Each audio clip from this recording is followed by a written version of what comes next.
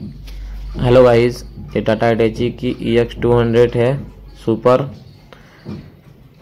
ये पुरानी मशीन खरीदते समय किन बातों का ध्यान रखना चाहिए। हाइड्रोलिक और इंजन चेक करने के बाद मशीन को कुछ इस तरीके से चलवा कर चेक करना चाहिए। दोनों तरफ स्विंग करवा के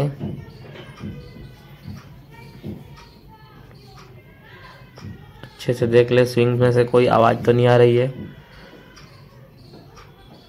उसके बाद मशीन को जैकअप करके चेन को चलवा के चेक करें दोनों तरफ।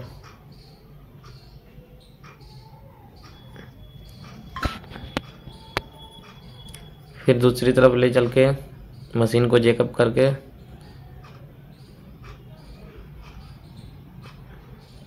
इस तरह से मशीन को चेन जैकअप करके चेन चला के फिर से चेक करें दूसरी वाली चेन।